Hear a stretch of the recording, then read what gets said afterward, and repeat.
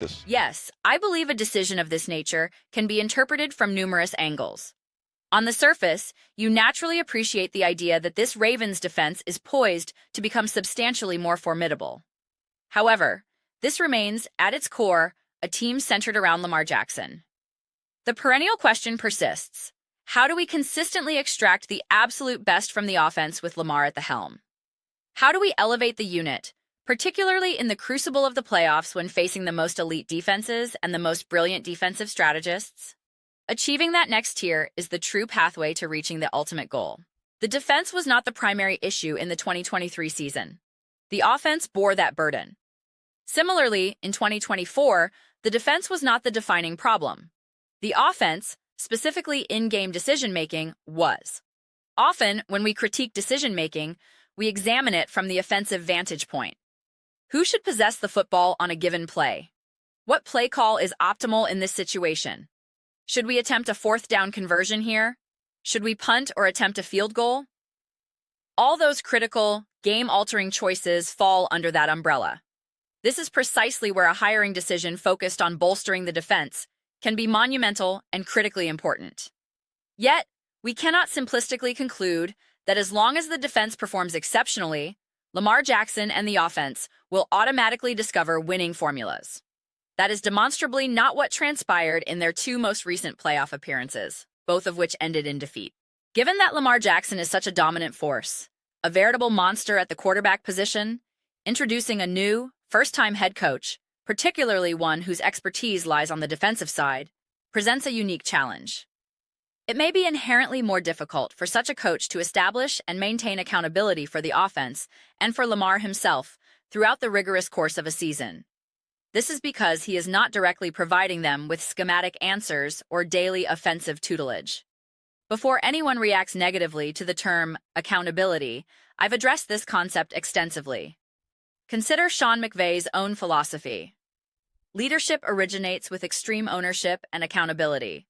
Therefore, if Sean McVay employs the term, I feel comfortable using it as well.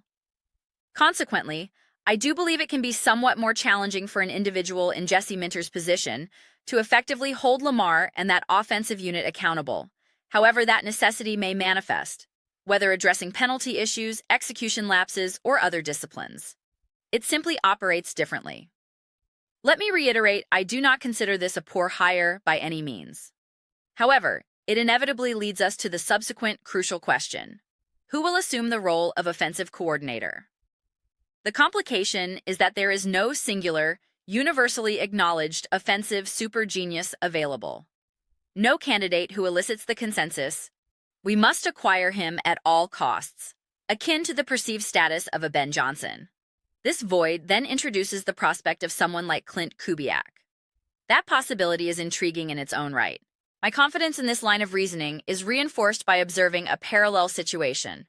Mike Macdonald, formerly of the Ravens, now with the Seattle Seahawks, has built a Super Bowl contender.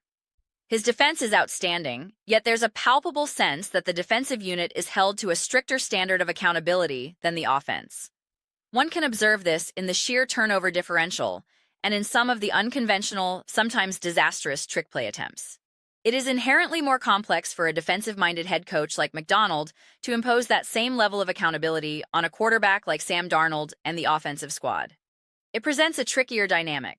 While I believe Macdonald and Kubiak have improved in this regard over time, Kubiak growing more comfortable in his role, it underscores a point. If you desired a bold, offensive-oriented swing, you would have hired Clint Kubiak as the head coach. Choosing a defensive leader inherently brings the accountability factor into question. This was always destined to be a nuanced and complicated scenario for the Ravens. In many respects, the most favorable outcome for Baltimore might have been hiring an offensive-minded leader, like a Josh McDaniels, or a similarly established offensive architect, a figure who could walk into the facility and immediately begin redefining the team's cultural and strategic identity on that side of the ball. Make no mistake, whether it's Mike Macdonald in Seattle or a similar defensive hire elsewhere, their current levels of success are inextricably linked to the offensive coaches on their staff. Without those key figures, they would not be experiencing the same degree of achievement. They simply wouldn't. This brings me to a recurring perspective, one that will sound very familiar regarding the Buffalo Bills' upcoming hire. I have long viewed these two franchises as remarkably analogous in their organizational trajectories, the decisions they make, the recurring mistakes, and the reasons they falter in the postseason. In both cases, I firmly believe the franchise has, for the most part, failed its superstar quarterback far more than the quarterback has failed the franchise. It is undoubtedly an exciting proposition to envision what this Ravens defense can morph into under a focused defensive mind, as it has not been a dominant unit in recent years. Yet, I am cautious about being deceived into believing that defensive performance has been the principal obstacle holding this Ravens team back from a championship. It simply has not been. My focus is not on regular season accolades. It is on the most critical games when the stakes are at their absolute peak. The reality is that opponents like the Pittsburgh Steelers or the Kansas City Chiefs in the 2023 AFC Championship were not lighting up the scoreboard against Baltimore. The narrative is not, our defense surrenders 30 points in every big game. That has consistently not been the case. The issue has resided elsewhere. Presently, the pool of available, proven offensive mastermind coordinators seems rather limited. As I argued concerning the Bills, I believe they erred by not dismissing Sean McDermott last offseason to secure Ben Johnson. Similarly, I contend the Baltimore Ravens made a significant mistake by not parting ways with John Harbaugh a year ago to make a compelling run at Ben Johnson. To me, these were missed opportunities to take a monumental swing. The philosophy should be clear. When you possess one of the most talented, versatile, and physically gifted quarterbacks in NFL history, your paramount objective must be to secure the best possible offensive innovator to maximize his potential. That has to be the non-negotiable #1 priority. In previous eras, a team could perhaps rely more heavily on a legendary quarterback like Tom Brady to compensate for other areas, especially when defensive prowess was paramount for a significant period. As analyst Colin Cowherd has astutely noted, once the NFL's rule changes shifted the league's emphasis toward offense, the value of a primarily defensive-minded coach like Bill Belichick diminished relative to offensive gurus. This ushered in the era of Andy Reid, who declared, in essence, "Now it's my time to shine." We are witnessing the fruits of that shift. However, I am profoundly fascinated by the potential pendulum swing back towards defense. This is a central thesis in my comparison of a coach like Mike Macdonald versus Sean McVay. Macdonald represents the ability to assert that it does not matter if you have Matthew Stafford, Puka Nacua, or Devonta Adams. It does not matter if you face an offensive savant like McVay.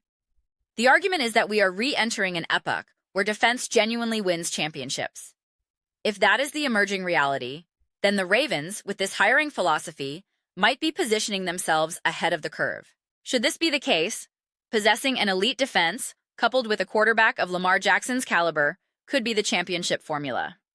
The theory goes, you can devise schemes to slow down Patrick Mahomes, contain Josh Allen, and disrupt Joe Burrow. Those other elite quarterbacks, conversely, may not have defenses robust enough to reciprocate. Lamar would not need to perform flawlessly.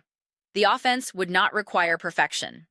The team would ideally avoid those agonizing late-game scenarios where questionable play calling or forced touches to a player like Derrick Henry become focal points. You would simply encounter fewer of those desperation moments. This could very well be the new paradigm. It is, of course, too early to declare this definitively. Ultimately, when you are the Ravens or the Bills, when your cornerstone is Josh Allen or Lamar Jackson, any coaching hire that does not feel like an unequivocal grand slam, a move where you definitively acquire a bona fide, special, elite coach who can fundamentally redefine your franchise, will inevitably generate a sense of unease. This is why the hypothetical hiring of Ben Johnson felt like a no-brainer. Even if it ultimately did not yield a championship, the logic of the hire itself was impeccable. It represented taking that essential swing. If it resulted in a swing and a miss, you could still be content knowing you took the bold, logical shot. To be fair, coaches of that caliber are not ubiquitous. They are clearly rare commodities. The way an organization navigates this dilemma, especially when opting for a defensive leader, is by ensuring they secure an absolutely elite coordinator on the offensive side.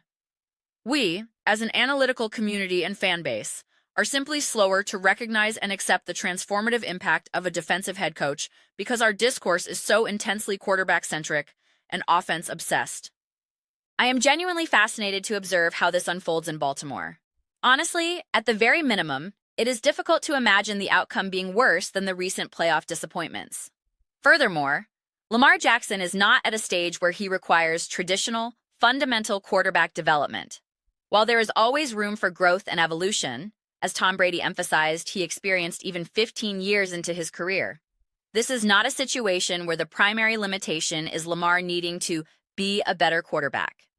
This is why I consistently reject narratives that place the burden of postseason shortcomings solely on the shoulders of Lamar Jackson, Josh Allen, or Joe Burrow, suggesting they merely need to be better in the moment to win titles. I wholeheartedly disagree with that simplistic assessment. The true challenge is a matter of organizational infrastructure. Can you construct the appropriate coaching staff and support system to adequately bolster the entire team and thereby your quarterback to triumph in those all-important moments? Is Jesse Minter the individual capable of orchestrating that comprehensive structure? I have no definitive answer. I truly do not know, but I am undoubtedly excited to discover the outcome. Those are my reflections on the matter. I am absolutely eager to hear your perspectives. What are your thoughts on Lamar Jackson and the Baltimore Ravens? Do you approve of the hiring of Jesse Minter? Please share your opinions in the comments below. I read every single comment. Whether you agree with me or vehemently disagree, let's engage in some discussions. Let's have some spirited debates. But ultimately, let's simply enjoy the discourse. Please consider subscribing. We are building an incredible community here, and I would absolutely love to have you as part of it. My aim is to foster something we all feel genuinely connected to, something we are truly excited to participate in. I believe we are well on our way to achieving that. Also, please do not forget to give this video a thumbs up, as it genuinely assists with visibility and the algorithm. Thank you so much for your time.